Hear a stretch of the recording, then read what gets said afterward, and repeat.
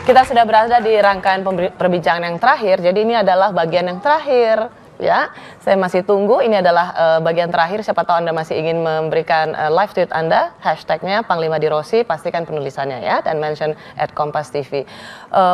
Pak Panglima, tadi saya ingin mengulang pertanyaan saya di tengah kondisi seperti ini, di tengah polarisasi masyarakat, dua kelompok besar. Bagaimana respon Bapak ketika ada yang menawarkan Bapak untuk jadi presiden? Rosi, saya ini dilantik oleh Presiden sebagai Panglima TNI. Saya dulu pernah mengatakan bahwa setiap prajurit pernah disumpah taat kepada atasan, tidak membantah perintah atau putusan. Presiden memerintahkan saya sebagai Panglima TNI, TNI sebagai perekat kemajuan, kebinekaan, dan persatuan. Jadi Bapak nggak mau jadi presiden atau belum? Tidak mau.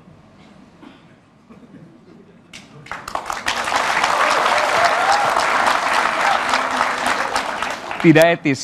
Saya dilantik oleh Presiden, dipercaya oleh Presiden, kemudian saya berambisi menggantikan Presiden. Bagaimana junior-junior saya nanti? Mereka nggak bisa bangkit. Ternyata TNI berbuat sesuatu hanya untuk kepentingan TNI, tidak. Kepentingan TNI adalah kepentingan negara.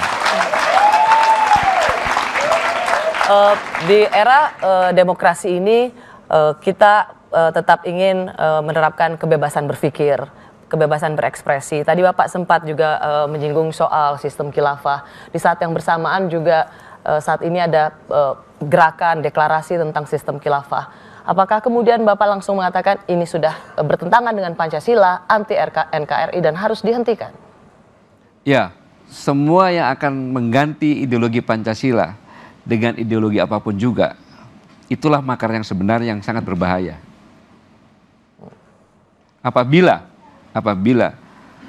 negara tidak ada di situ, partai yang saya katakan tadi, Muhammadiyah sama NU akan bergerak. Ini berbahaya. Ini berbahaya. Sejarah mengatakan seperti itu. G30 SPKI sama juga seperti itu.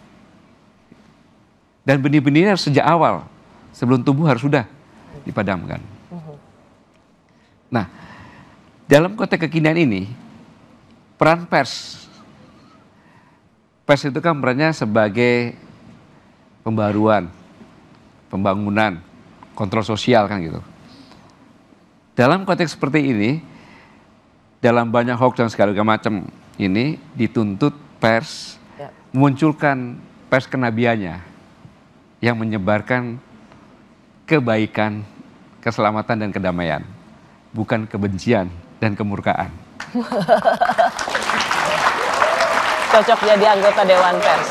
Saya nanti akan kembali ke Panglima lagi. Para Pemret di sini ada kebebasan berpikir, kita tetap merawat kebebasan berbicara, berekspresi. Tapi bagaimana juga dengan revolusi digital saat ini, kebebasan berbicara itu semakin memperkuat Indonesia. Mungkin Anda, Bung Nezar? Dan tidak justru membuat konflik atau dua kelompok yang semakin berbeda.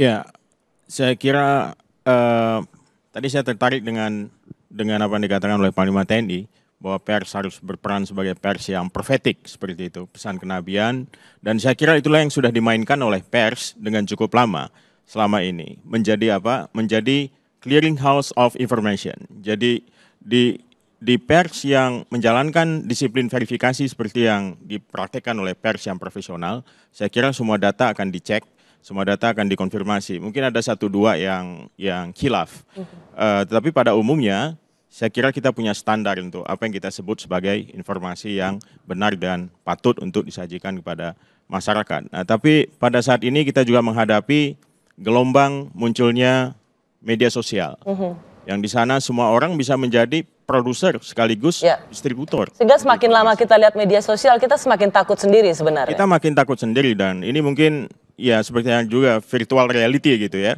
Ya ada seperti naga yang terbang segala macam seperti itu, kita tiba-tiba mengalami apa yang disebut tadi sebagai ilusi ataupun delusi tentang kenyataan yang terjadi gitu loh. Nah, apa ajakan Anda pada insan pers yang memang media mainstream sesungguhnya saat ini sudah hampir dalam tanda kutip dikalahkan dengan derasnya arus informasi sosial media dan digital. Bagaimana supaya kebebasan kita berbicara ini tidak justru memecah bangsa ini tapi semakin memperkuat bangsa Indonesia? Ya, yang pertama saya kira kembali ke kita, gitu ya. Kembali ke kita pers sebagai rumah penjernih informasi itu tadi. Rumah penjernih informasi. Rumah penjernih informasi. Jadi ya pers kemudian yang akan melakukan verifikasi apa yang tidak dilakukan oleh media sosial. Kalau media Indonesia, Bung Usman, bagaimana kita tetap merawat kebebasan berpikir, tapi juga justru membuat Indonesia semakin kuat dan tidak memecah? Ya, saya kira literasi media menjadi penting. Ya, bukan saja sekarang ini buat insan pers, tetapi buat masyarakat secara umum. Dan itu yang problem sebetulnya literasi media di masyarakat Indonesia. Karena ya macam-macam, mungkin tingkat pendidikan walaupun tadi dikatakan sudah baik, ya. Sehingga mereka memamah begitu saja segala informasi yang ada, terutama yang di media sosial. Ya. Tadi Anda katakan, Rosi, bahwa media mainstream sudah hampir terkalahkan, bahkan sudah terkalahkan oleh media sosial.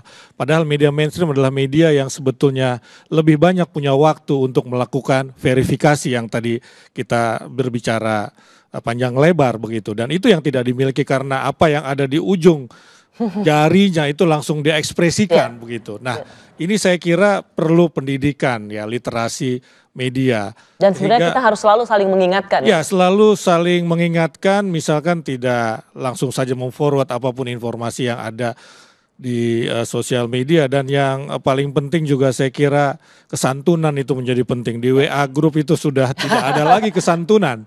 Ya sudah tidak pernah ada kesantunan. Exit grup? Belum, belum syukur-syukur masih tahan juga begitu kan. Ya, saya termasuk orang yang masih optimis terhadap perkembangan media ini. Jadi betapapun media sosial itu sudah begitu gilanya, saya percaya bahwa orang pada akhirnya akan merujuk pada media yang punya disiplin verifikasi dan punya sistem di dalam newsroomnya. Jadi orang boleh saja bicara sana bicara sini, tapi di akhir orang akan merujuk, Kompas nulis apa ya? Tempo nulis apa ya? Republika nulis apa? Jadi dia merujuk pada media-media mainstream yang menjalankan fungsi itu. Anda masih pede ya dibaca? Saya masih percaya Tempo masih itu. Dibaca? Karena apa? Karena kita dirujuk. Bahkan ketika orang berbohong tentang Ahok dalam kasus karangan bunga, orang masih mengutip. Menurut Tempo ada bla bla bla. Gitu. Jadi untuk berbohong orang masih mencari rujukan gitu. Jadi menurut saya ini memang kacau. Nah, Rosi, yang ingin saya tambahkan adalah jangan kita membebani media mainstream dengan tuntutan-tuntutan yang sifatnya itu menjadi alat pemersatu dan sebagainya. Menurut saya itu alamiah saja. Pers. Itu alamiah saja. Tugas pers adalah menggambarkan dan menulis dan menceritakan apa yang dia lihat di lapangan. Kalau itu dilakukan dengan disiplin yang baik, maka nggak akan terjadi tuh pecah belah dan sebagainya. Yang penting strict dengan kerja dan kode etik dan sebagainya. Mas Nasihin? Pers itu sudah punya aturan bakunya, baik itu di dunia internasional maupun di Indonesia, sama semuanya. Jadi pers itu selama ada dalam relnya, dia pasti akan baik. Dan ada media sosial tadi, memang media sosial ini mencemaskan ya, tapi pada akhirnya tadi sampaikan orang akan merujuk kepada media mainstream. Dan saat ini pun orang sudah mulai lagi dari berita singkat menjadi berita dalam. Dan pers mulai masuk ke dalam produk yang namanya saya sebut premium journalism. Nah inilah yang sekarang sedang terjadi, bagaimana kita bukan sekedar in-depth journalism, investigatif journalism, tapi berbagai macam yang pada intinya bagaimana kita mengeluarkan produk yang premium. Nah itulah yang sudah mulai terjadi menurut saya. Ya, terakhir Mas Budiman. Ya, kalau Nasihin menggunakan istilah premium journalism, Kompas akan mengembangkan presisi journalism. Dan itu sudah dibuktikan juga ketika quick count Kompas dengan hasil real count selisihnya 0,04. Itulah Kompas menjadi rujukan dari itu semua. Kemudian saya mau nanggep. Kalian mau promosi ya? Pak Gatot. Promosi lah. Dan hasil quick count Litbang Kompas paling presisi. Paling presisi dan juga kita melihat. Siapa sih pemretnya? Enggak, saya mau merespon Pak Gatot tadi ya, mengatakan bahwa satu-satunya lembaga pasca reformasi yang sukses melakukan reformasi itu adalah TNI. Ya, itu survei longitudinal harian Kompas itu sendiri. Dan saya yakin TNI tetap pada jati dirinya, tetap setia pada NKRI dan ideologi Pancasila. Berdasarkan kepercayaan publik melalui survei Litbang Kompas bahwa TNI masih bisa dipercaya. Ya. Baik. Terakhir, saya ingin menutup ini dengan Pak Panglima, Pak Gatot, apa yang bisa Anda katakan pada mereka yang sedang menyaksikan acara ini soal kecemasan mereka, tentang keamanan tanah air, soal isu bahwa ini akan menimbulkan kerusuhan, posisi tentara tidak jelas, posisi tentara tidak berada di bawah atau tidak loyal pada Presiden Jokowi. Bagaimana Anda menjawab kecemasan dan kecurigaan itu? Silakan. Yang pertama, yang membuat saya tenang, tidak cemas, karena di hadapan saya tadi kan pimpinan-pimpinan redaksi media yang sangat bisa dipertanggungjawabkan, yang mengatakan bahwa media adalah penjernih berita. Dalam konteks seperti ini, tinggal merujuk saja, tinggal pilih macam-macam sini yang ada tadi, penjernih berita. Kemudian yang kedua, bahwa sekarang ini yang banyak berperan dalam menengah ke bawah adalah generasi saya. Maksudnya lulusan akademi saya tahun 82, generasi Y.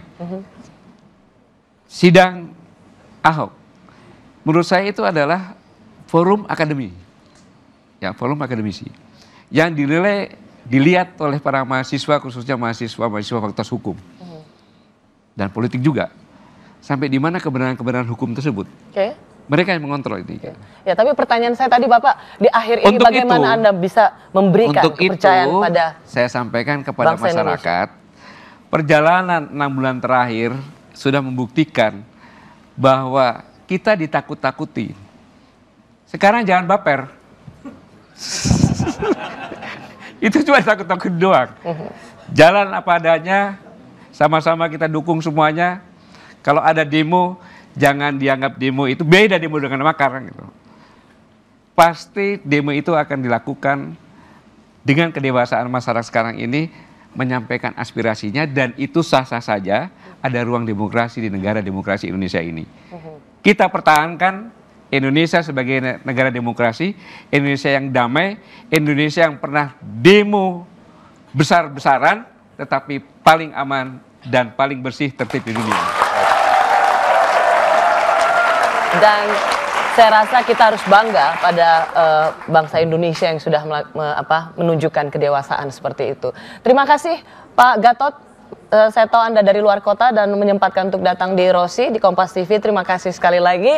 Terima kasih Prof. Salim Said, Mas Budiman, Mas Nasihin, Mas Arief, dan Mas Usman, serta Mas Nezar. Terima kasih untuk Anda semua.